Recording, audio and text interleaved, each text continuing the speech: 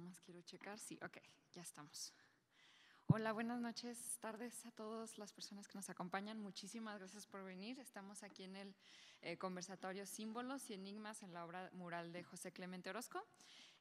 Yo me presento, soy Florencia Mayagoitia, estoy encargada del área educativa y es un gusto para mí poder moderar esta charla.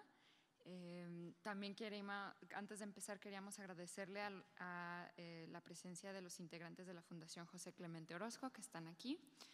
Y luego, bueno, pues ya quiero pasar a agradecer a mis ponentes por sus diferentes perspectivas.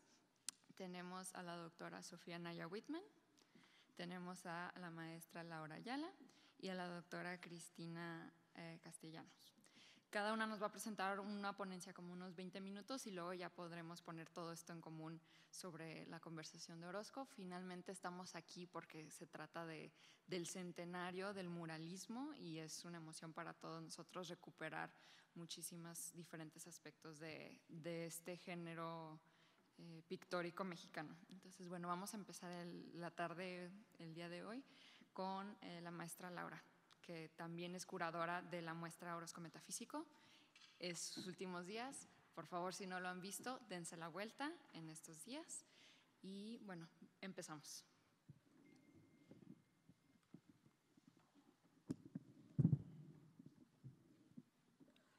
Hola, muy buenas tardes.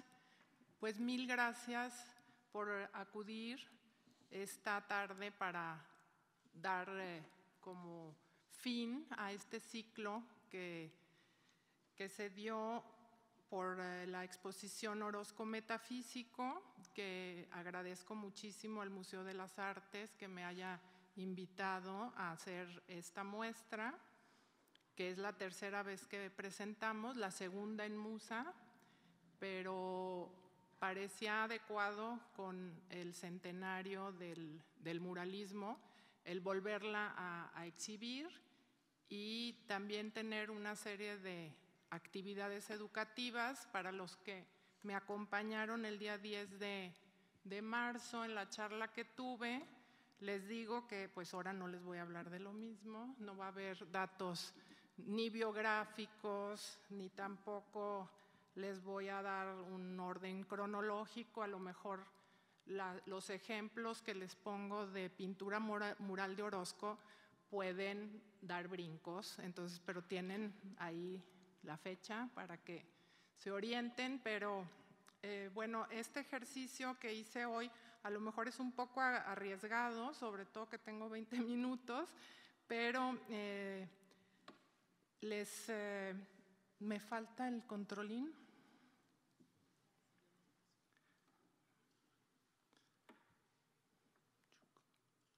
¿Cómo es? ¿Asa? Bueno, les quisiera recordar cómo Orozco y sus contemporáneos pues querían alejarse de las prácticas estéticas clásicas y académicas. Y bueno, se dice muy fácil, pero era un reto enorme y había un riesgo bastante fuerte al quererse alejar de los caminos conocidos y pues había que derrumbar muchísimas ataduras y conceptos. Orozco, no, ¿cómo va? Ah, es que tiene la flecha borrada. Ahí está. Orozco pues no estaba de acuerdo en la idea que existía en ese momento en que se creía que ya los antiguos habían llegado a la perfección. Entonces ya no había nada más que hacer. Lo único que quedaba a los jóvenes artistas, y peor si eran mexicanos, pues era copiar, imitar los cánones europeos, clásicos, griegos, y pues él no estaba de acuerdo y decide que su obra, su arte, va a ser resultado de una personalidad propia que valía tanto como cualquier otra. Con eso se refería a lo que ya les dije, a no seguir los cánones europeos. Él apostaba a derrocar la consideración de que éramos una raza inferior. Y dice: Sabíamos levantar ciudades prodigiosas y crear naciones y explorar el universo. Y cuestionaba, ¿no eran las dos razas de donde procedíamos de la estirpe de los titanes? Estas eran sus referencias, sus anclas y sobre todo a lo que él aspiraba. Recordemos que él no viajó a Europa durante sus años de formación, lo hizo hasta el 32, cuando él ya tenía un estilo y reconocimiento a nivel mundial. Entonces, claro que a su llegada a Nueva York en el 27, tuvo oportunidad de ver directamente y acercarse a las colecciones de los grandes maestros y también de las piezas de las vanguardias europeas. Ahora me gustaría recordarles, o revisar más bien, lo que tradicionalmente hemos entendido como bello, como la belleza. Algo que tenga medida, orden, proporción, va a ser igual a bello. Para los clásicos, la belleza coincidía con la verdad. La verdad producía la belleza. En cambio, para los románticos, es la belleza la que produce la verdad. Por otro lado, desde la antigüedad hasta la Edad Media, lo feo es la antítesis de lo bello. Una carencia de armonía que viola las reglas de la proporción. Es así como la representación de lo feo equivaldría a la fealdad moral. Afortunadamente, desde el siglo XVIII, el universo estético se ha ampliado y se incluye otra región, que es la de lo sublime.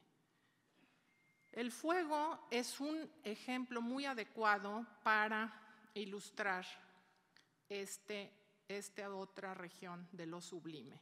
El fuego, con su fuerza y belleza, con su potencia transformadora y como una manifestación divina, ya que puede pasar sobre todas las cosas sin mezclarse con ellas y sin alterar su brillo. Claro, las cosas sí se alteran, pero el fuego no.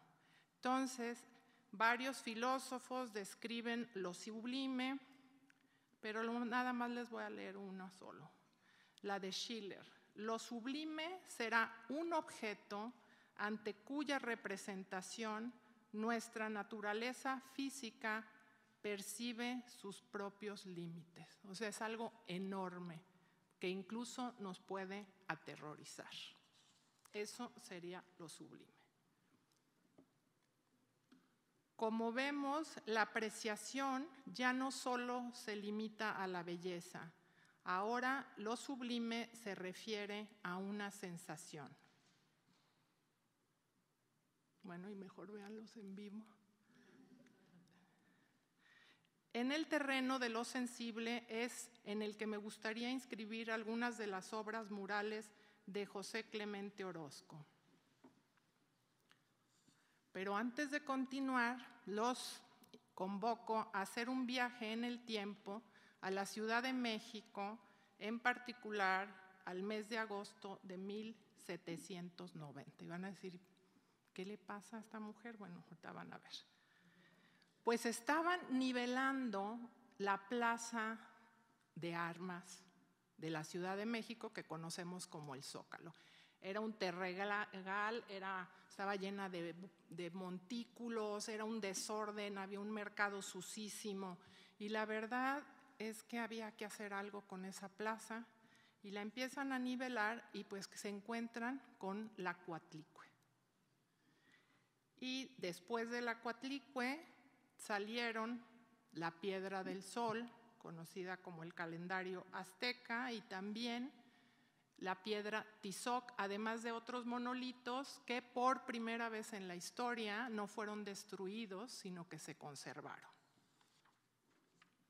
La Piedra del Sol fue colocada en la recién estrenada torre poniente de catedral. Véanla, ahí está la piedra, muy, muy colocada. ¿Pero por qué la pusieron ahí? Bueno, porque en España, en ese momento, estaban cuestionando a los españoles de que la conquista en realidad la habían podido lograr porque se habían enfrentado a un pueblo totalmente incivilizado, un pueblo carente de cultura, y entonces dicen, no, es que no estuvo tan fácil la conquista, de verdad sí nos enfrentamos a gente bien culta y educada, y vean nada más los avances matemáticos, astrológicos de los mexica, y fue así que la exhibieron hasta 1885 en la Torre de Catedral.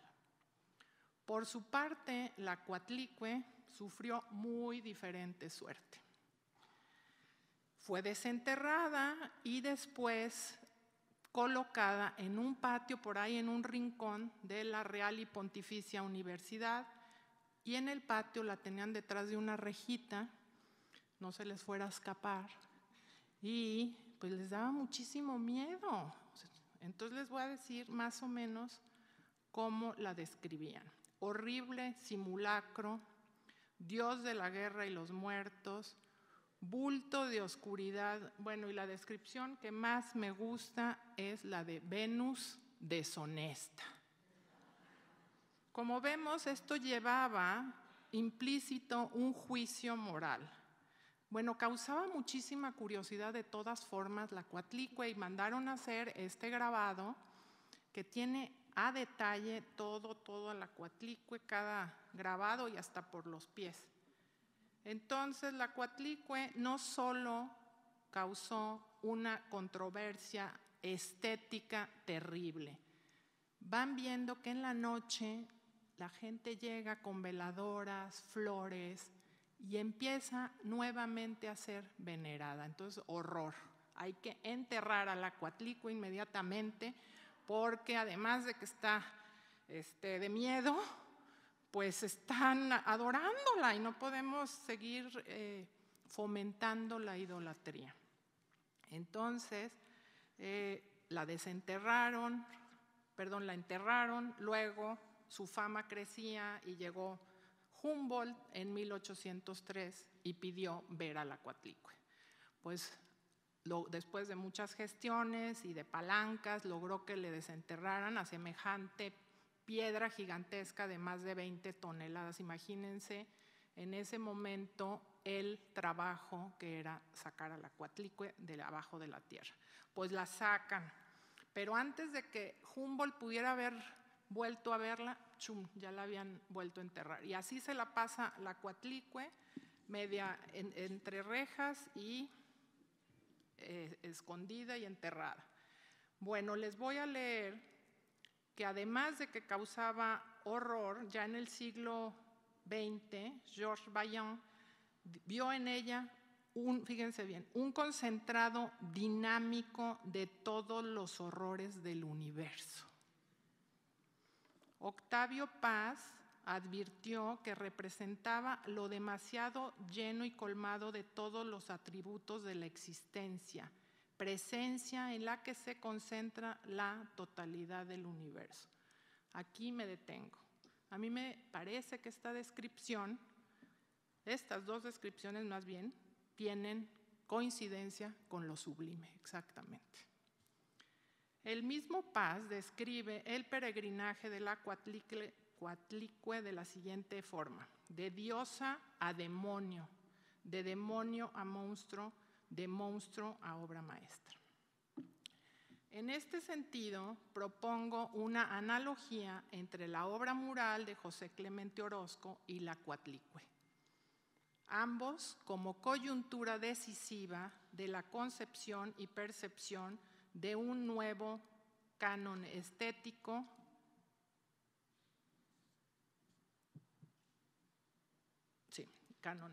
Entonces, bueno, aquí estamos en esta imagen en la Sala de los Monolitos del Museo Nacional, a donde finalmente ya se le hace un lugar a la Coatlicue y dicen, bueno, ándale, pues vamos a exhibirla después de tanto éxito que tiene este monumento de la gentilidad, pues lo vamos a poner. Y resulta que Orozco nos platica en su autobiografía que él y Jean Charlot les encantaba ir a esta sala, y dice así en su autobiografía: hablábamos por largas horas acerca de aquel arte tremendo que llega a nosotros y nos sobrepasa. otra vez lo sublime. Estábamos así como viendo chiquitos todo esto gigantesco, como una tempestad que se nos viene encima. Bueno, las disertaciones entre Charlotte y Orozco, que vieron la grandeza, potencia y complejidad, los marcó profundamente. Además, ellos entendieron que se trataba de arte. Bueno, ahora otra vez me los llevo a la Escuela Nacional Preparatoria al año de 1923. Estamos celebrando el centenario. El muralismo se ha fechado como inicio el 22, pero pues claro que desde el 21 Montenegro ya tenía una intervención mural, pero bueno, oficialmente ese es el año. Pero Orozco es el último convocado y llega en el 23. Y aquí vean esta foto qué linda. Están en la Escuela Nacional Preparatoria. Está Montenegro, está Charlotte, ahí junto a la columna está Orozco, está Siqueiros, y se supone que por ahí atrás está Diego Rivera, pero yo no lo he localizado, pero detrás de la foto dice que ahí está. Esta foto es de la colección de Jean Charlotte. Entonces, ya estaban en la inauguración del mural de Charlotte, que estuvo antes de los de Orozco.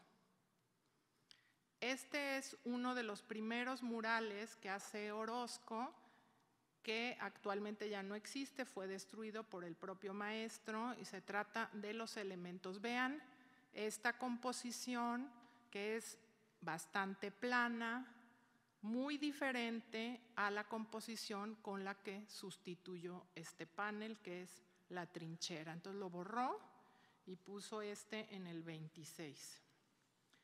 Pero ¿qué pasaba en la preparatoria? ¿Quién iba a la preparatoria? Bueno, la preparatoria era el último bastión de la clase alta.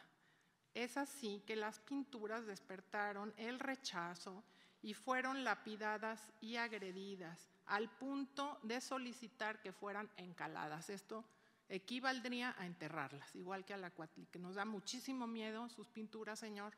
Váyase de aquí rápido y además las vamos a encalar. Bueno, los murales recibieron duras críticas por parte de los estudiantes y también de los padres de familia. Y, por ejemplo, D.H. Lawrence visitó los murales y opinó que se trataba de un insulto.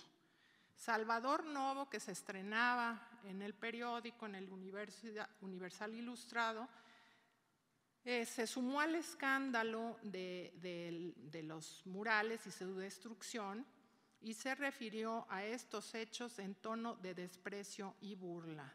Lleno de indignación, calificó los murales como monstruosidades dentro de San Ildefonso. Él había estudiado ahí. Por otra parte, un grupo de extranjeros exigía públicamente el respeto a las obras. Jean Charlotte, por su parte, se refiere a la pintura mural agredida. Aquí vemos la base de la misma que les enseñé de los aristócratas. Todo esto había pasado ahí. Jean Charlotte dice que es una fuerza estética creando un canon nuevo de belleza que desorienta la rutina y la pereza que adhieren por costumbre y fuerza de inercia los cánones de belleza ya conocidos, clasificados, momificados. Anita Brenner, por su parte, se refiere a Orozco como uno de los pinceles más hábiles de los que México se pueda enorgullecer. Bueno, recordemos que Orozco se fue a Estados Unidos porque verdaderamente aquí ya no podía pintar. El único que se le seguían dando muras era a Diego Rivera, y se va y logra pintar este Prometeo en Pomona College en 1930. Bueno, había muchos fans de Orozco. Los Pollock recorrían de un lado a otro Estados Unidos y viajaron a México para presenciar los murales. En su momento, el cineasta más famoso del mundo, que era Sergei Eisenstein, conoció los murales de Orozco y se propuso que ya no solamente Diego Rivera fuera el único muralista conocido en la Unión Soviética, y dijo: yo voy a escribir sobre Orozco. Tituló el ensayo, que dejó inacabado, como Prometeo, la experiencia, y describe: ¿se puede poner todo esto en un muro y seguir siendo muro? No hay nada más fascinante que seguir el eterno y raudo vuelo de Orozco a través de la pared. Es la belleza que alcanza la atrocidad que estalla en belleza sublime. A continuación, me gustaría proponer lo que yo considero el canon orozquiano. Es un planteamiento estético que ya no aspira a una belleza armónica. Coincide con la figura serpentina de los manieristas. Vean esta postura de este joven corriendo, en donde como lenguas de fuego surge una figura dinámica. Recuerden el primer panel que les mostré, que era bastante plano. Orozco sigue trabajando, sigue experimentando a hacer estas figuras como llamas. Pero además emplea un método irónico que le permite presentar simultáneamente dos puntos de vista o dos opiniones opuestas sin emitir juicio. Propicia el diálogo con el espectador, no le da respuesta, lo contrasta, lo lleva a ejercitar su pensamiento crítico. Vean, aquí está Hidalgo liberando, y abajo las banderas de huelga, pero ¿qué está sucediendo? Es un caos en donde todo el mundo se está matando.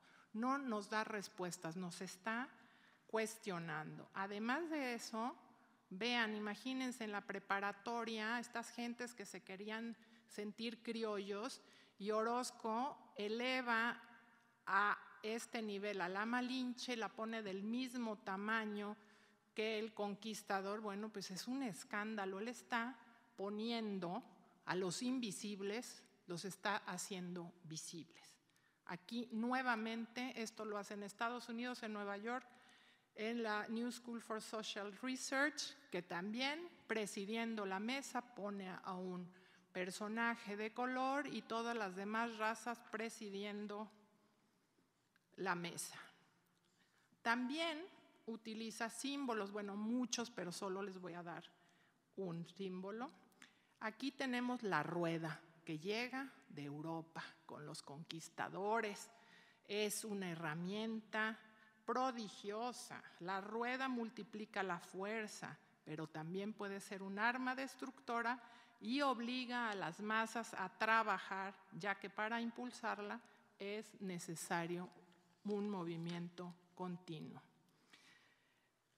Se trata además de una herramienta que tiene connotaciones sagradas por su asociación al sol y a los astros, pero también vean cómo cuestiona la mirada eurocentrista y denuncia la aniquilación de la cultura existente a su paso. Ahí está la rueda feliz, brillante, y abajo, pum, pum, toda la cultura mesoamericana hecha pedacitos.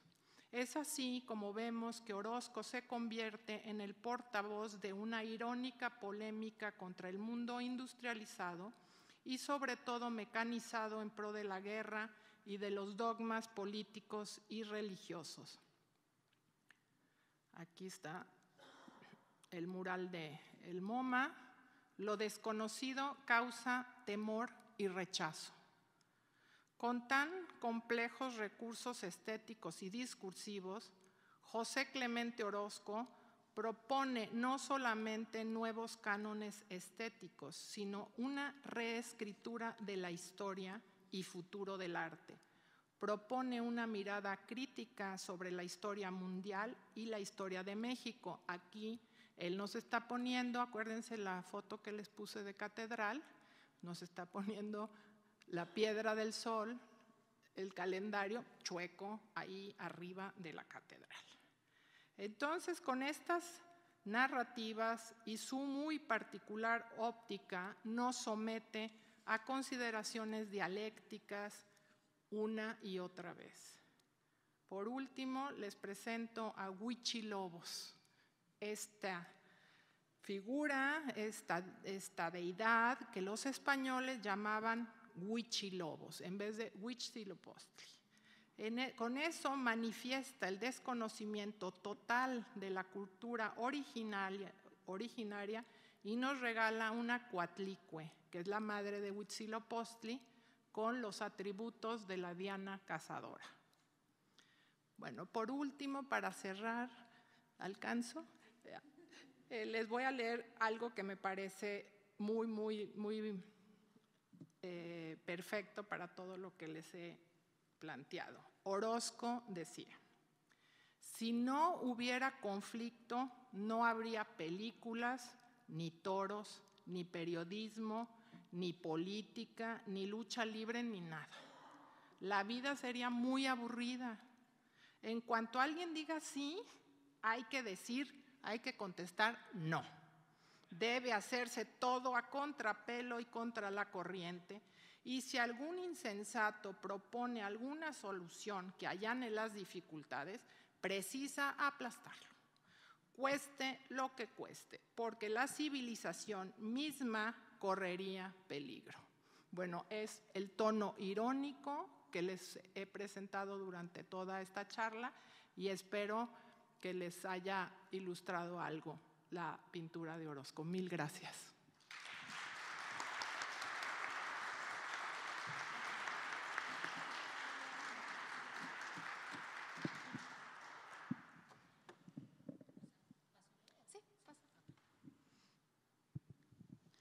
Bueno,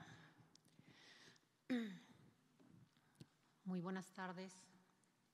Quisiera tener la paciencia de Laura para mi exposición, pero me voy a ir rapidísimo porque es una plática que tardo más de una hora en exponer. Entonces, bueno, disculpen eso. Muy buenas tardes a todos. Es un honor para mí estar aquí en este recinto, que es el más importante de mi alma mater.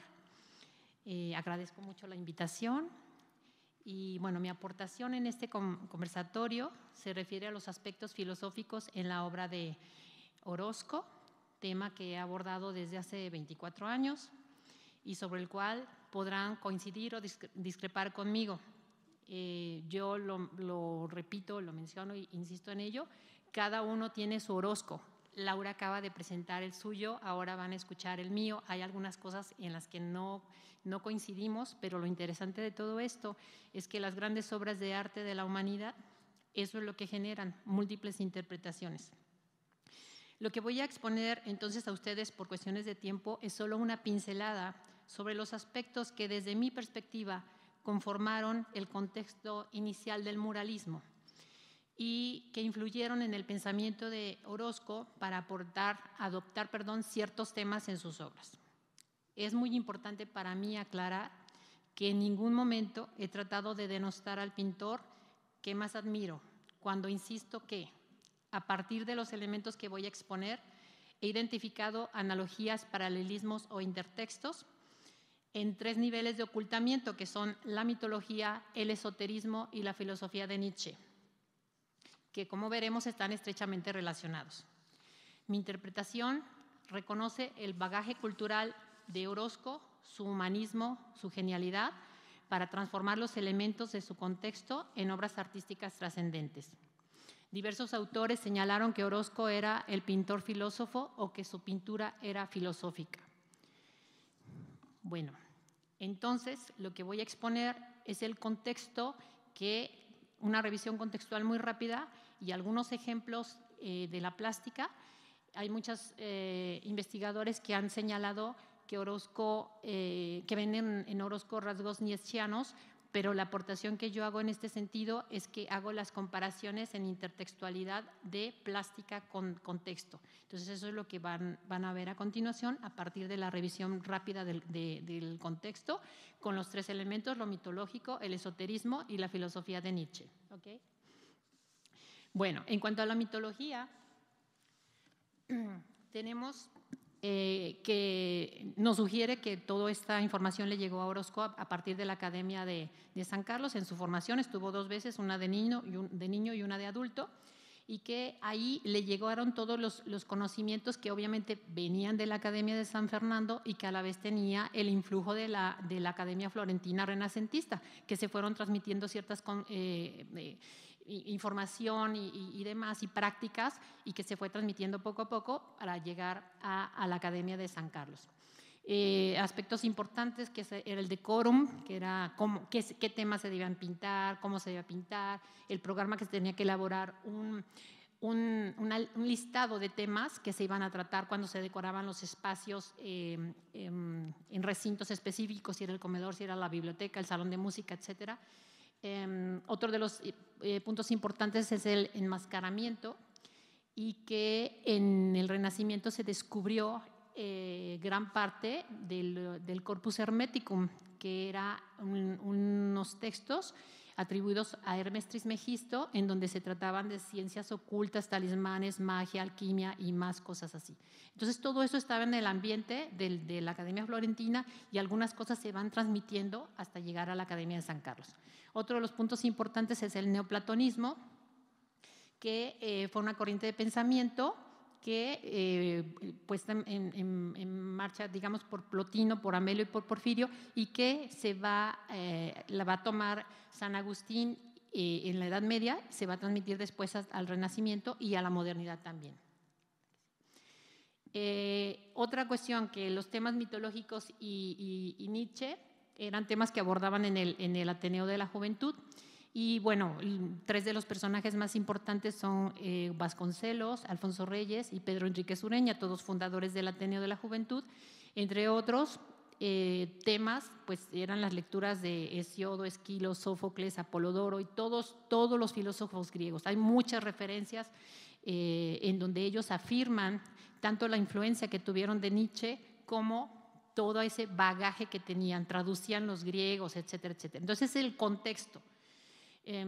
También estos dos elementos, la mitología y Nietzsche, se reforzaron cuando estuvo, como lo comentaba Laura, en Estados Unidos, en su estancia del 27 al 34, Orozco, y que Al-Marri lo lleva al Círculo Délfico, donde en esas reuniones del ashram, ahí conoció Orozco a muchas personalidades importantes, pero sobre todo a la señora Hamlen, que era una autoridad internacional en Nietzsche. Y por supuesto está el binomio Apolo-Dioniso de Nietzsche, de su libro El nacimiento de la tragedia, que impactó a todo el ánimo intelectual, y que en este sentido entraría el punto de la belleza que platicó Laura en el aspecto de lo apolíneo. ¿Okay? ¿Qué sigue? Y yo aquí tomo una frase de Nietzsche que dice: yo estoy convencido de que el arte es la tarea suprema y la actividad propiamente metafísica de la vida. Yo digo, ¿podía Orozco sustraerse a esta provocación nietzscheana? Yo digo que no, yo digo que lo adoptó y que lo siguió. En cuanto al esoterismo, la revisión contextual nos permite a nosotros ver que es a partir del simbolismo donde llega todos los autores esotéricos. El simbolismo implicaba que ciertas personas, solamente los iniciados, pues sabían los significados ambiguos de las cosas, de las obras, sea en literatura o sea en pintura. Otro de los temas que era bien importante en ese momento eran los masones. Está también ampliamente demostrado que era tenía una presencia muy fuerte la masonería y en esa época. Y también Vasconcelos, que les decía que era miembro del Ateneo de la Juventud, era un reconocido lector de Plotino y que tenía que ver también con todos estos postulados del ocultamiento neoplatónico. Tenemos que José Juan Tablada fue también amigo de Orozco y era reconocido teósofo. Y el libro Los grandes iniciados de Edward Shore tuvo 99 reediciones en un lapso como de 20 años, una cosa así. Y era un libro que también se dio a conocer muchísimo en ese momento. Y aquí tenemos una definición de Wilson sobre el simbolismo, que dice que es una forma de retirarse a los mundos privados del pensamiento, pero sobre todo se refiere a los estilos crípticos de la comunicación. Esto es, que hay que ocultar un poco, hay que enmascarar el significado de las obras. ¿Okay? Entonces, lo que yo propongo, de acuerdo a esa investigación contextual que les digo, es que Orozco adoptó diversos postulados mitológicos, esotéricos y nietzscheanos para elaborar un programa pictórico a todo lo largo de su vida, desde los primeros murales hasta el último mural del 49 que deja inconcluso.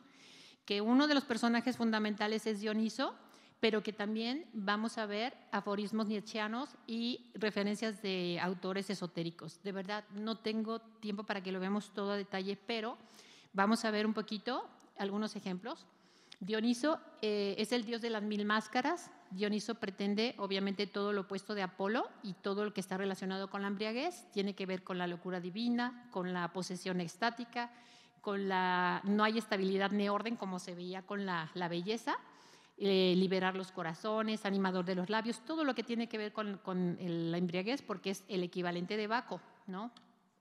Su cortejo está formado por un carro tirado de panteras, adornado de mirtos, pámpanos y hiedra, y sus acompañantes son los silenos, los sátiros, bacantes, ménades o ninfas. Tiene muchos nombres porque es el dios de las 1000 máscaras, entre ellos están Ditirambo, Baco, Liceo, Leneo, Basario, Eleuterio, Érico, Bromio y Sagreo. Vamos a ver entonces primero algunos intertextos dionisíacos. Estas son las obras en las que identifico yo a Dioniso en la obra de Orozco, está presente, y no los vamos a ver todos a detalle porque muchos tienen que ver con las obras que se destruyeron, que presentó también aquí Laura. Y entonces, bueno, vamos a pasar a ver la maternidad, que así se conoce esta obra, que está en el Museo de San Ildefonso en la Ciudad de México, y que para mí es Dioniso niño y sus bacantes. Vemos a esas mujeres ahí danzando en torno a esta mujer, que parece una virgen, pero sería una provocación, que además era pues, parte de la forma de ser de Orozco, de provocar. Pero bueno, aquí lo que nos llama a nosotros mucho la atención es que la mujer que nos está dando la espalda tiene un racimo de uvas en las manos y lo está ofreciendo hacia el niño. Tenemos este texto de Walter Otto, que dice: lo despertaban como lignites, es otro nombre de Dioniso, como niño en la cuna. Eran las ninfas de Nisa, las que acogen en su seno y cuidan amorosamente del recién nacido Dioniso. Al despertar, al levantarse y verle erguirse magnífico, llenará sus corazones de celestial pavor, sus miembros de un frenético deseo de bailar. Este otro texto es de Nono de Panópolis, en el libro Dionisíacas, y dice: Hermes, o sea, Mercurio, o el mensajero de los dioses, entrega por encargo de Zeus a Dioniso a las ninfas para que sean sus nodrizas. Hera las enloquece y Hermes lleva al niño con Ino, quien con Mistis, cría a Dioniso. Las mujeres que danzan son las 4 estaciones que marchan a la morada de su padre para preguntar cuándo será el surgimiento de la vid. Tenemos a otro Dioniso, que es nuestro Prometeo mexicano, Hidalgo. En el nacimiento de la tragedia, Nietzsche nos dice: como tradición irrefutable, la tragedia griega tenía como objetivo evidenciar el sufrimiento de Dioniso. Por eso, todas las famosas figuras de la escena griega, Prometeo, Edipo, etcétera, son tan solo máscaras de aquel héroe originario. Prometeo era un tema muy importante para Orozco. Ya vimos también que escribió Sergei, o que pretendió pues terminar un texto con ese título en nombre de Orozco, ¿no? Con el nombre de Prometeo. Y bueno, aquí tenemos otras 3 obras de Caballete, 3 óleos y una punta seca con el mismo tema, y también vimos el Pomona College, el Prometeo de Pomona. Entonces, bueno, es otra versión más de Dioniso. Ahora vamos a la cúpula del Museo Cabañas, en donde tenemos este texto que nos dice: el único Dioniso verdaderamente real aparece con una pluralidad de figuras, con la máscara de un héroe de lucha y, por así decirlo, aparece preso en la red de la voluntad individual.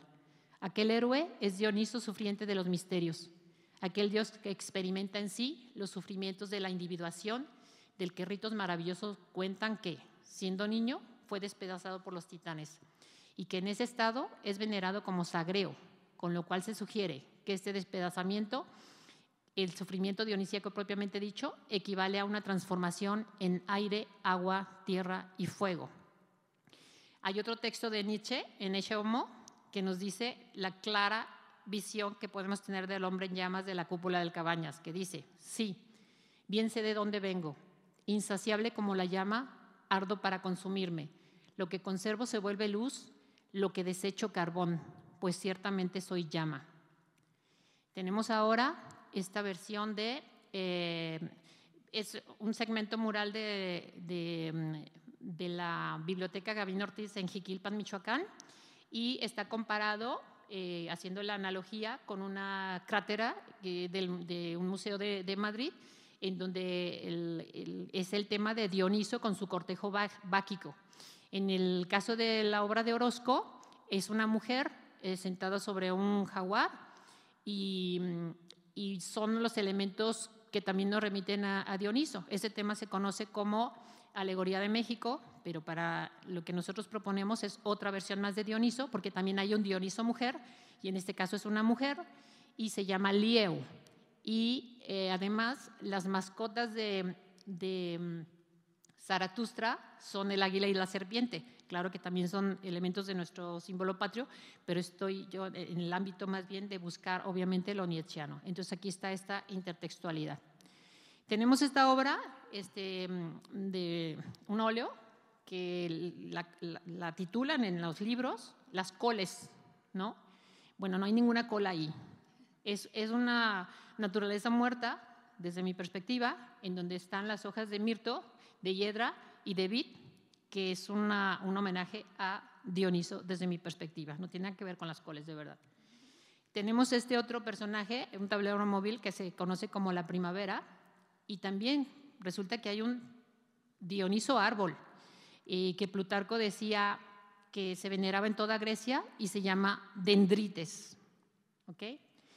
Tenemos ahora referencias nietzscheanas, ya dejamos a Dioniso por un lado, y tenemos ahora en el texto de Aurora esta obra que es destruida, de 1923, se destruyó en el 26, y que se llama Cristo destruye su cruz. Se llamaba, pues, Cristo destruye su cruz. Y entonces en Aurora encontré un texto que dice: la ley se le volvió una cruz en que estaba clavado. ¿Cuánto la odiaba? ¿Qué rencor sentía hacia ella? ¿Cómo se puso a buscar por todos lados para hallar un medio para aniquilarla en vez de cumplirla en su persona? El tema de Cristo destruye su cruz también es recurrente en Orozco. Tiene en la Biblioteca Baker en Estados Unidos uno en mural y también un óleo sobre tela del 43. Luego tenemos esta referencia también nietzscheana, que es la catarsis, el mural que realizó cuando regresó de Estados Unidos en el 34, y que en el nacimiento de la tragedia Nietzsche lo define así: la tragedia como arte supremo, aquella descarga patológica, la catarsis de Aristóteles, de la que los filósofos no saben bien si han de ponerla entre los fenómenos médicos o entre morales. Lo más patético puede ser realmente tan solo un juego estético, que es lo que estamos viendo desde mi perspectiva aquí. Pasamos ahora al Museo Cabañas, rápidamente, donde tenemos en el texto de Así hablaba Zaratustra este fragmento: a vosotros, aventureros y audaces exploradores, quienes quiera que seáis, a vosotros que os habéis embarcado con velas llenas de astucia sobre mares espantosos, a vosotros que estáis ebrios de enigmas. Tenemos ahora la rueda del tiempo, de la que también habló Laura, y hay un texto de Zaratustra que nos dice: debes construir algo más elevado que tú, pero es preciso, previamente, que te hayas construido tú mismo, macizo de los pies a la cabeza. No debes propagar solamente tu raza más lejos, sino también más alto. Debes crear un cuerpo de esencia superior, un primer movimiento, una rueda que gire sobre sí misma. Debes crear un creador. Este tema, que también es un personaje al que admiraba mucho Orozco, Hernán Cortés.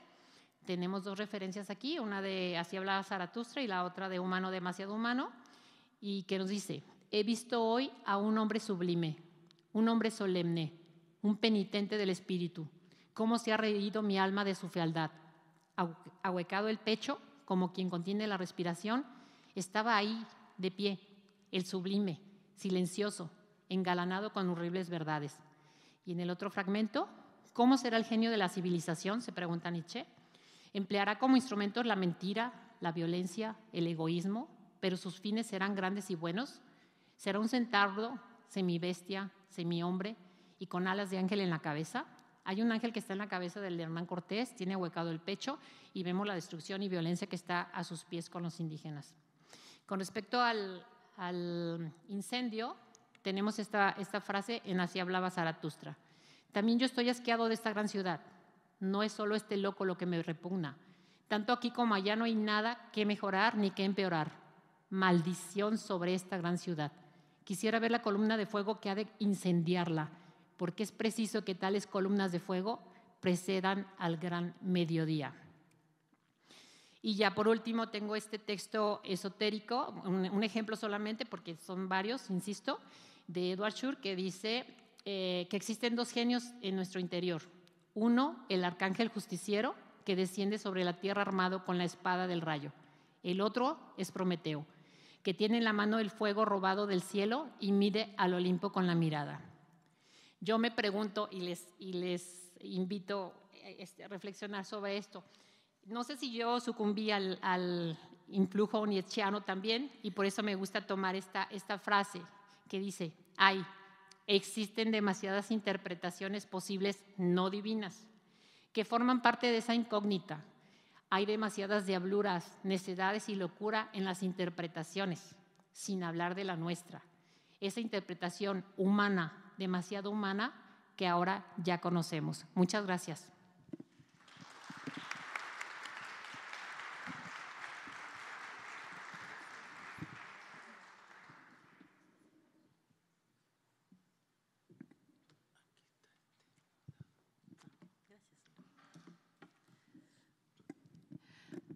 Bien, bueno, buenas noches a todas, a todos. Gracias al Musa, a Laura Ayala por esta invitación, Maribel también, y al público aquí interesado en celebrar los 100 años de José Clemente Orozco, del muralismo, de toda esta generación de creadores que finalmente le dieron forma, rostro, sentido y corazón a lo que hoy en día entendemos como el arte mexicano del siglo XX. Bien, pues mi mirada o las miradas que yo he abordado en mis proyectos de investigación recientemente son miradas que vienen desde una perspectiva más contemporánea dentro de lo que sería la teoría del arte y que tiene que ver con estas miradas de género que quiero decir que no simplemente se trata de decir que los artistas fueron machistas o que eran misóginos, no, eso es como muy, es una primera línea muy digamos, muy pasteurizada de lo que se podría entender como miradas de género. Entonces voy a dar un pequeño contexto para que entendamos cómo se está empezando a estudiar a Orozco desde esta perspectiva, que no soy yo la única persona que lo está haciendo, ya tenemos varias lecturas en ese sentido. Y bueno, pues empecemos por decir que la perspectiva de género en la historia del arte internacional pues llega en los años 70, evidentemente, cuando las mujeres, artistas, críticas, que no escriben normalmente teoría o crítica del arte, se cuestionan el hecho de por qué no hay mujeres artistas produciendo arte en las colecciones y en los museos del mundo. Y se llega a la, digamos, a la observación de que mujeres artistas siempre ha existido, hoy en día lo sabemos, ¿no? Tenemos desde la Edad Media la Ciudad de las Damas, hoy estamos rescatando en Europa a las artistas del Renacimiento, y bueno, poco a poco vamos entendiendo que se fue articulando en la historia del arte una especie de binomio tramposo, al cual hemos llamado el binomio musa-genio, en donde la mujer o la figura de lo femenino pasaba del lado de la musa, era la que inspiraba al artista genio que la representaba.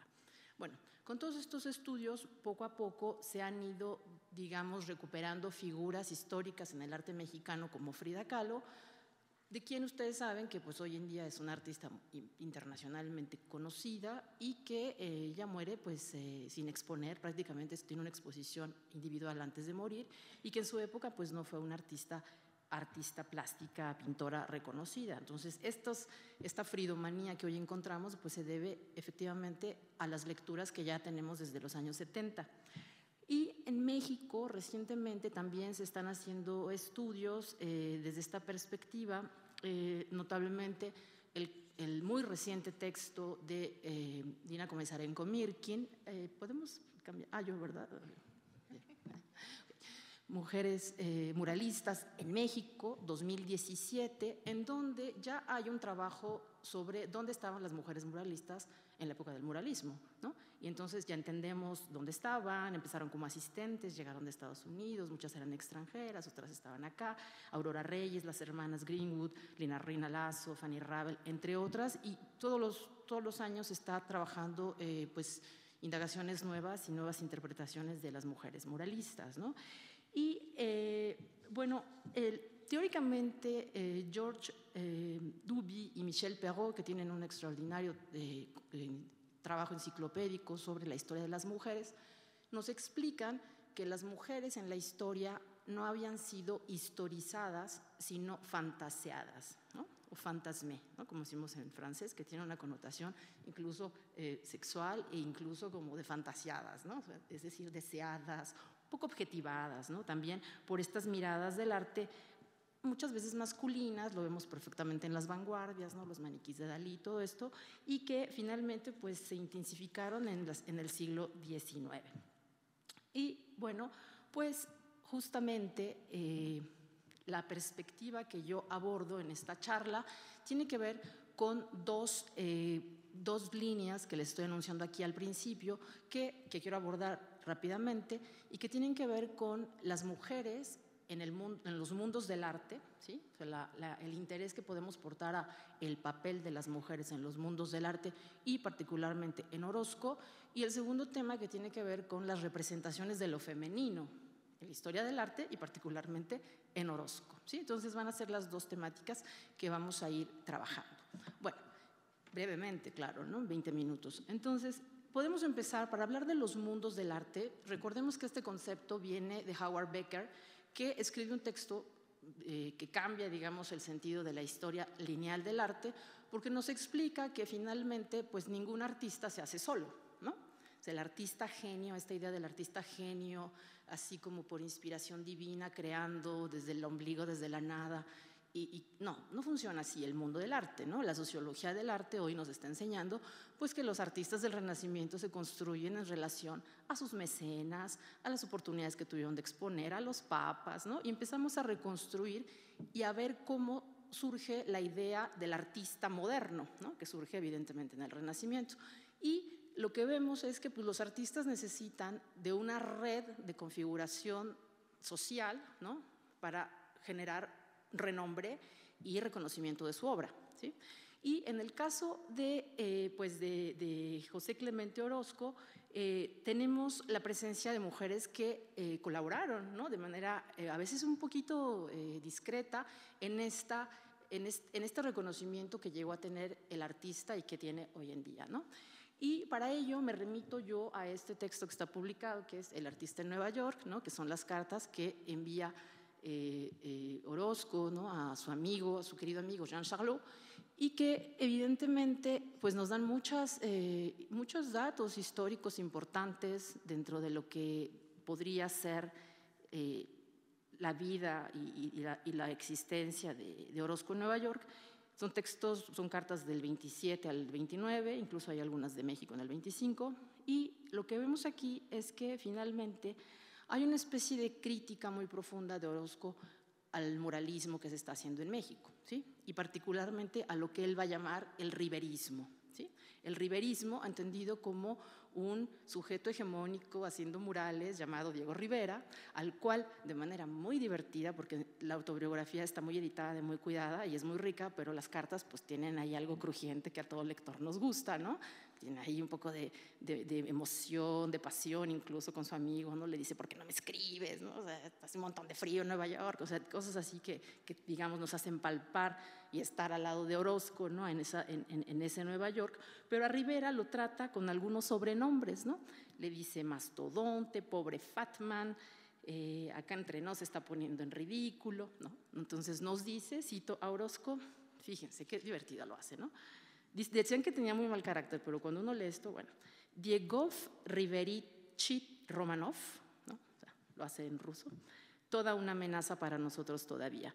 Hablar de indios, revolución, renacimiento mexicano, artes populares, retablos, es hablar de Rivera.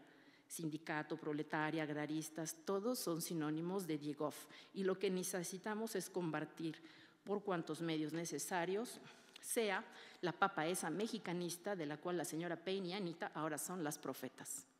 Entonces tenemos una posición clarísima aquí y bueno, Anita Brenner escribe, ¿no? Hoy en día sabemos que en México pues estamos haciendo historia del arte desde hace muy poco tiempo, ¿no? Que los escritores que hacían arte o los críticos eran poetas o eran escritores, no eran necesariamente investigadores como lo hacemos hoy en día, ¿no? Y que Anita Brenner escribe un texto, Idols Behind the Altars, ¿no? En donde se está empezando a dar a conocer el arte mexicano, porque es en Estados Unidos en donde se piensa reflexionar sobre arte mexicano, ¿no? Todavía se hace así hoy en día.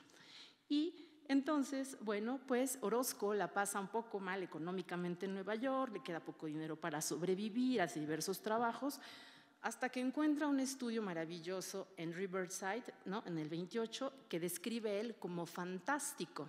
Y aquí me voy a conectar con ustedes, ¿no? Fantástico, véanlo cómo describe el estudio, ¿no? Una antesala decorada rojo oscuro y huele negro. ¿Alguien ha olido el negro? ¿No? O sea, color como un olor. O rojo oscuro y huele negro. Le agregué una calaverita y unas canillas para completar. Aquí me encontrarás, si no me he muerto de hambre para entonces, porque solo tengo recursos para 2 meses, no más. Después no sé. Entonces ahí vemos cómo hay ¿no? afán del artista de estar estudiando, de estar trabajando, de estar viendo galerías, de estar criticando y dando opiniones sobre el arte que está viendo en Nueva York, ¿no? Que no lo ve en Europa, pero lo ve en Nueva York, y al mismo tiempo pues, se va de fiestas, a las embajadas, al barrio italiano, y por ahí dentro de después del verano caluroso, ¿no? Que sucede y que no pasa nada en Nueva York, ¿no? Que llega septiembre, pues conoce justamente al grupo Delfos por medio de una fiesta en donde él, con esta mirada aguda, compara las artes mexicanas con las artes griegas y dice, los árabes son igualitos, los bailes con chirimia griega, los Juegos Olímpicos, hasta la representación de Prometeo. Se trata de una anciana millonaria americana, esposa de Siquelinos, que patrocina fiestas y demás en Delfos, Grecia. Bailó en traje griego y guaraches griegos, cantando en griego.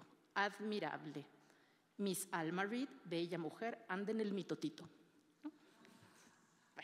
Entonces, bueno, pues ahí tenemos una foto de uno de los mitotitos, que justamente es la fiesta de Delphic Studios de Alma Reed de Nueva York, ya en el 36, ¿no? Y que además, pues aquí nos muestra algunas caras conocidas. Por ahí se ve hasta Siqueiros, ya lo ven en la parte de la izquierda, ahí escondido, asoma el rostro. Y tenemos aquí a Alma Reed, y que finalmente, bueno, también está Julia Codecido, ¿no? Esta gran artista peruana, modernista, del indigenismo, y tenemos pues a Orozco, ¿no? Ahí finalmente, y pues ella finalmente, Alma Reed, ¿no? Que es esta mujer que tiene toda una historia, periodista, arqueóloga, promotora cultural, con una gran huella que deja en Yucatán por una historia muy interesante de amor, que está en su autobiografía llamada Peregrina, ¿no? Por ahí está la canción yucateca famosa, La Peregrina. Bueno, si les interesa más, pues investiguen. Pero ella lo integra a este mundo, ¿no? Cuando llega, le dicen, oye, tú conociste a Orozco en tu viaje a México, anda acá en Nueva York, pues háblale, ¿no? Entonces se hablan, a ella le encanta el trabajo de Orozco y ella justamente va a publicar esta primera monografía de Orozco, de José Clemente Ángel Orozco Flores, en 1932. ¿Sí? Y evidentemente le va a ayudar también, sabemos que modifica la exposición que no gustó en Nueva York, llamada Horrores de la Revolución, porque los horrores, la tragedia o lo sublime desde la perspectiva de Orozco no le gustaba al elegantísimo Manhattan, ¿no? Como todavía no les gusta, de hecho, ¿no? Y entonces, bueno, pues ella tenía un poco que echarle azuquitar o agüita al vino, ¿no? de Orozco, y entonces hace una exposición que se llama México en la Revolución, ¿no? Entonces ahí entra otra vez la mexicanidad, ya no son los horrores de la revolución, sino México en la Revolución, en donde, bueno, pues van a aparecer ya algunos trabajos con un poco más de paisajismo a la mexicana, estos magueyes, ¿no? Este paisajismo que le viene evidentemente del doctor Atl, y bueno, toda su acidez ahí un poco moderada de herencia también de Ruelas, ¿no? Que va a ser uno de sus maestros. Bien, otra de las mujeres, importantes, ¿no?, en este trabajo de producción y reconocimiento de la obra del artista es Tina Modotti, ¿sí? Tina Modotti, fotógrafa extranjera también, italoamericana, que fotografía murales, ¿no? Es alguien que en esa época, hoy nos parece normal que cualquiera tome una fotografía de arte, pues en esa época no, era más complicado, y Tina lo hace. Tenemos la colección justamente ahí en la UNAM, ¿no?, en el archivo Manuel Toussaint, y lo que tenemos es muchísima fotografía, son 110 fotografías de la obra de Rivera y solamente 5 de la obra de Orozco, ¿no? Y sabemos por medio de las cartas también que evidentemente la que ustedes están viendo ahí es el tablero de la familia campesina, en donde vemos ahí ya también la mirada de la fotógrafa, ¿no?, haciendo una especie de juego cacofónico entre el perfil del artista y el perfil de la mujer, ¿sí? ¿Lo ven?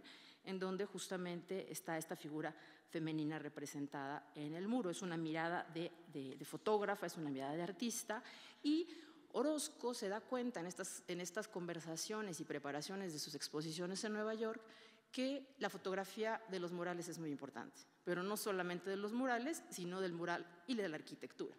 A tal grado que se da cuenta de que la fotografía va a ser algo, cito, van a tener infinidad de usos, propaganda, exhibición, reproducción, etcétera, ¿no? Entonces, Orozco se da cuenta del potencial de la fotografía, tanto que, desde mi perspectiva, lo ve como una futura mina de oro. ¿Por qué? Pues porque, bueno, esto lo va a dar a conocer su trabajo mejor, ¿no? Y entonces le insiste a Jean Charlot que le ayude a hacer las fotografías, que haga fotografías desde el pórtico, desde aquí, desde allá, le da un poco de ideas, ¿no? Y algo que dice aquí en la página 120 es, por favor, cito, no le digas nada a Tina con respecto a lo de las posibilidades arquitectónicas aquí, ¿no? O sea, que me haga las fotos, pero no le cuentes ya lo que acabamos de descubrir, ¿no? Pues sabemos que los artistas son muy recelosos de sus ideas, ¿no? Evidentemente. Pero bueno, Tina, Alma Reed son mujeres que contribuyen también al reconocimiento de la obra de Orozco. Y la otra persona, no tengo fotografía de ella, pero es Margarita, su esposa, ¿sí?, que aparece muy invisible en las cartas y que finalmente ella la vemos como una administradora de sus espacios y de sus obras, ¿sí? Le pide a Charlotte que vaya a su casa, que le diga a Margarita que le muestre lo que hay, que le dé la obra. Ella ya está enterada, que Margarita da seguimiento al tema de los dibujos para la exposición, que Margarita da seguimiento a la realización de las fotografías.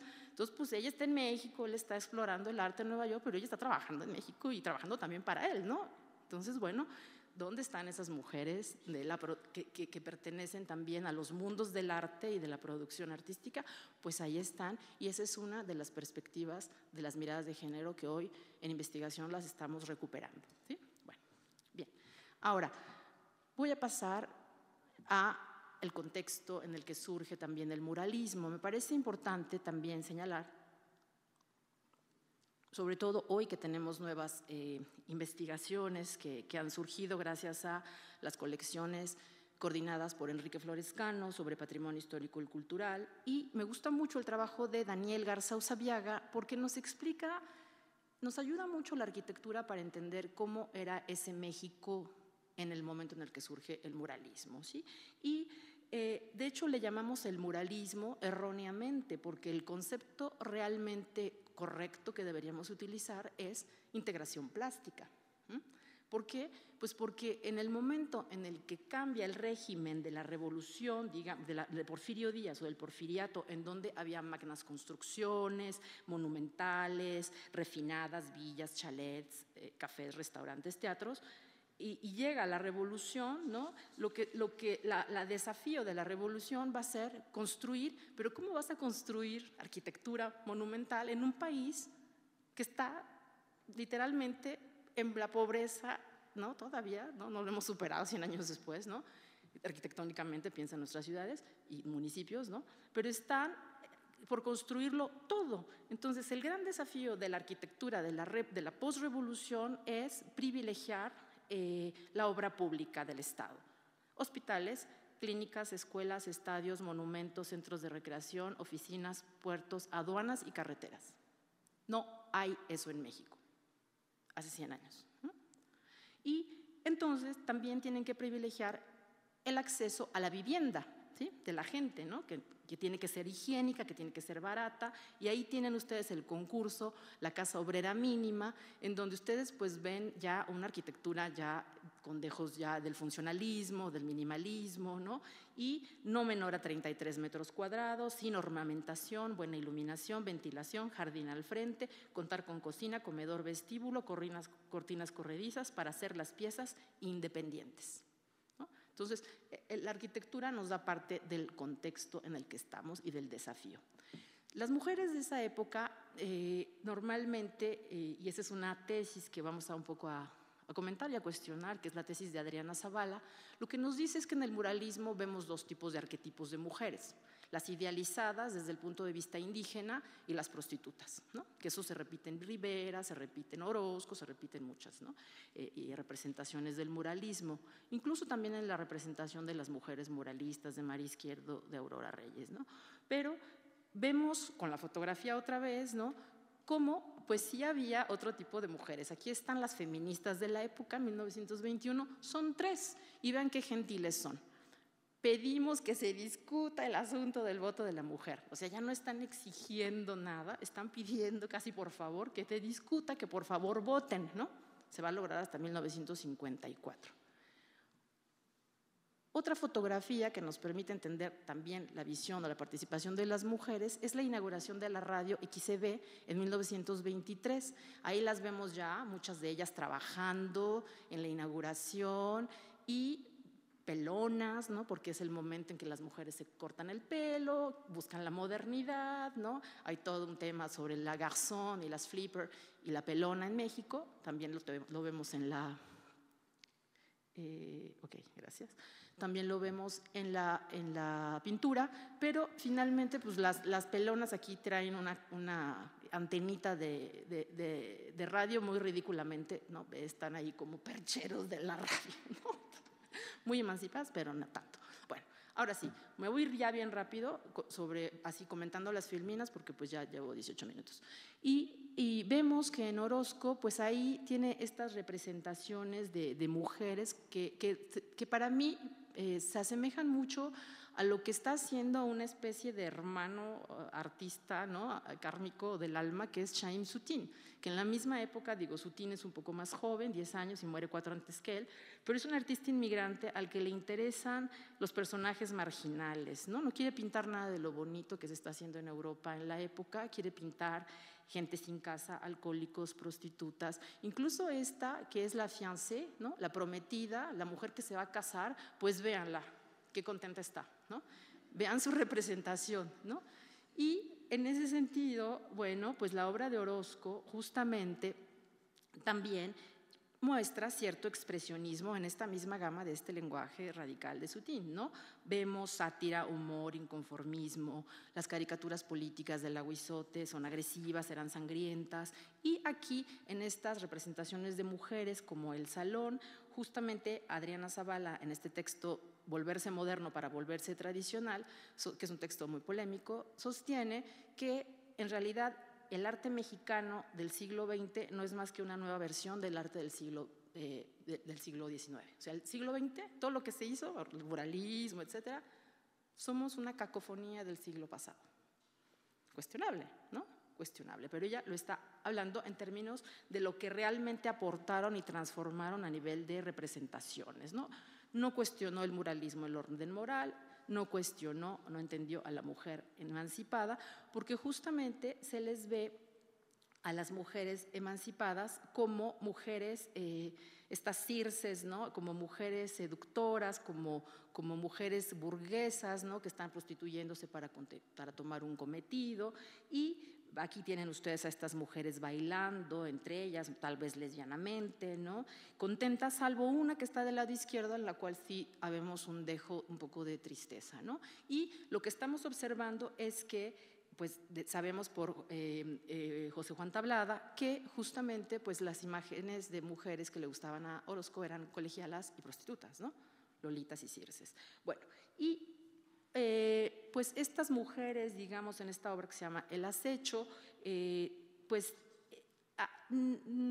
es esta mirada de la representación sofisticada, obscura, ¿no? Buscando cliente, que evidentemente no es realista, no es romántico a mi punto de vista, sino la obra de Orozco es bastante expresionista y también experimental, ¿no? De hecho, esta tiene la misma cara de la mesera que acabamos de ver hace un rato, ¿no? Bien, pues ahí tienen en fila, ¿no? No a prostitutas en desnudo, ¿se fijan? Eso es algo interesante, ¿no? Las viste, hay el dejo de seducción con el juego de miradas, juego de piernas, ¿no?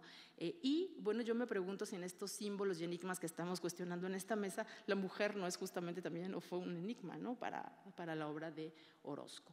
¿Quién hizo su primera exposición individual con justamente ese tema, estudios de mujeres, ¿no? Y que bueno, este es todo un trabajo pendiente que trabajar. Los ricos, ¿no? El banquete de los ricos, pues ahí ya tienen a la prostituta burguesa, ¿no? Acuérdense que la burguesía en Europa es representada con gente voluminosa porque pues son los que pueden comer, ¿no? Entonces aquí la tienen a ella, prostituta gruesa, cómplice del rubio extranjero o del asiático en este banquete de abundancia, en donde abajo tenemos a los pobres caricaturizados, ¿no? La tesis que yo observo es que los principales protagonistas en la obra de Orozco tienen al sujeto hombre neutro como en el centro de su reflexión, ¿no? Así sea el hombre en llamas o el Prometeo, son cuerpos masculinos, son cuerpos evidentemente con una plástica tridimensional rebasada, pero son cuerpos masculinos. Incluso aquí, que es una de las obras que se distancia de eso, y más tardías además, pues tenemos aquí este dualismo femenino-masculino, ¿no? En donde el hombre representaría la voluntad, la mujer la virtud, y vemos que en la voluntad pues ahí está la espada como símbolo de fuerza, los ojos bien abiertos, la mirada enfocada, y en el caso de la virtud pues tiene que ser ciega, tiene que, sobre todo no tiene que ser femenina, ¿no? Tenemos ahí que cubra sus pechos, ¿no? La parte de la feminidad. Y bueno, en Catarsis, que esta obra pues la hemos visto en las 3 exposiciones, mi mirada desde el punto de vista de género es que tenemos el rostro de placer femenino en pleno goce, ¿sí? Ahí la tienen, ¿no? Al desnudo, la mujer en toda su monstruosidad y en toda su desnudez, con las piernas abiertas, ¿no? En esta especie de tragedia en donde ella pues es digamos, la que nos está mirando, ¿no? O la que estamos mirando de frente. Ya, voy a terminar finalmente, 5 minutos, sí. Las soldaderas también ha sido bastante estudiado en la obra de las representaciones femeninas de Orozco y pues ahí sí vamos a tener que hacerle una pequeña crítica, ¿no? Representa la proletarización de la mujer indígena, ¿no? Frente a estos modernos emancipados, y ni Orozco ni Picasso entendieron el papel de las mujeres en la guerra ni en la revolución. Lo siento, pero es cierto, ¿sí? Los testimonios, las fotografías, la historia nos demuestra que las mujeres cuando hay guerra no se ponen hincadas a llorar, ¿no?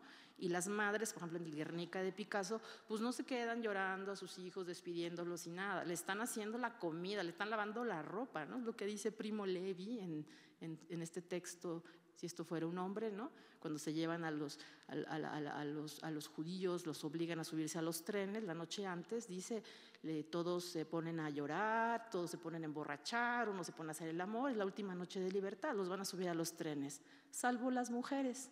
Ellas están preparando la comida, ellas están lavando la ropa de los niños. Así que, pues no, lo siento, pero las mujeres no se ponen a llorar en la guerra, pero así han sido representadas en la historia del arte, ¿no?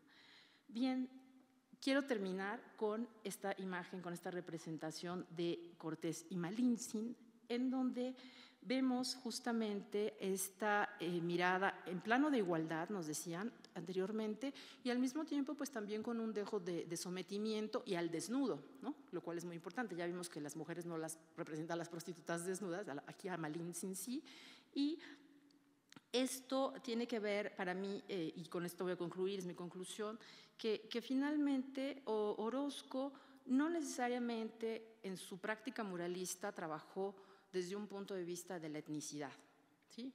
No le importó realmente el tema del hallazgo etnográfico, como lo llamaba Siqueiros, ¿no?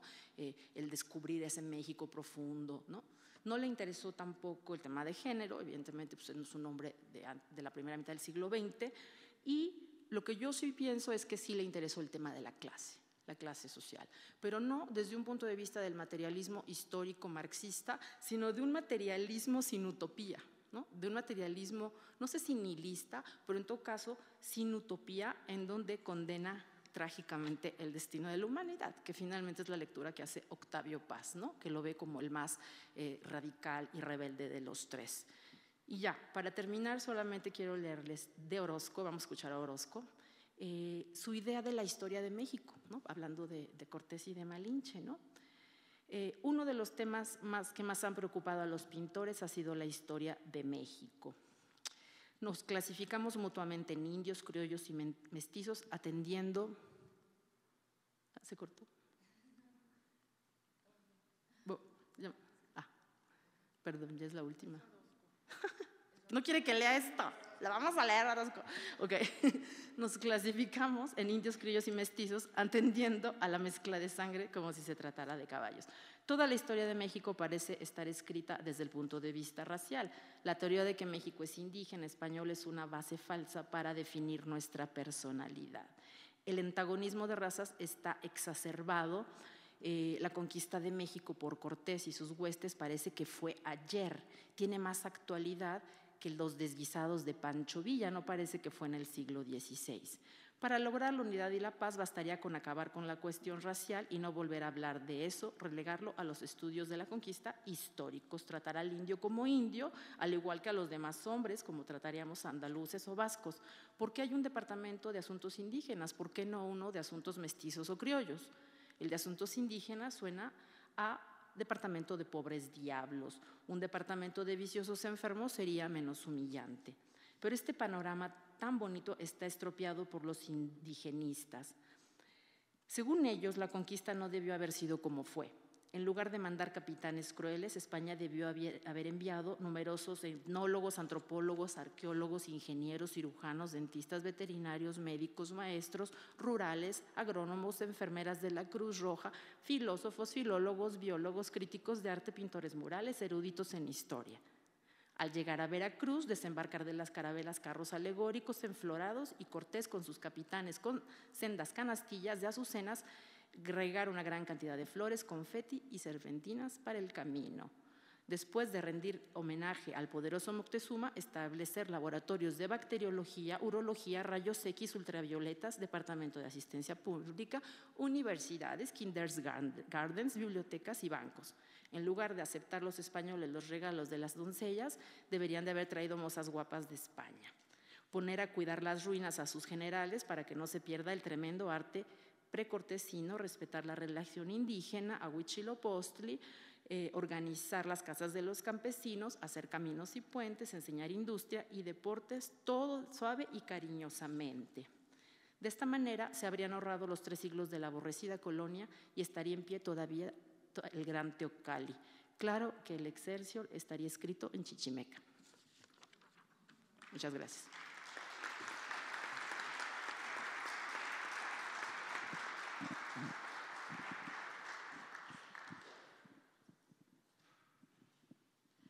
Pues un final tremendo, buenísimo. Yo nada más quiero agradecerle a todos los que vinieron el día de hoy para celebrar pues, el centenario, el muralismo, y les quiero decir a las 3 ponentes que en 20 minutos cada una nos dieron muchísimo. Les agradezco mucho que hayan venido, estoy encantada y me imagino que también la audiencia todos debe estar con muchísimo que pensar. Creo que lo que podemos retomar de Orozco es que siempre se trata de ver lo que no queremos ver, se trata de cosas no resueltas, se trata de muchos misterios y por eso regresamos una y otra vez y podemos tener tantas visiones, tantas cosas más que desenmascarar en la profundidad de todas estas piezas y pues fue un gustazo. Muchísimas gracias a todos, buenas noches.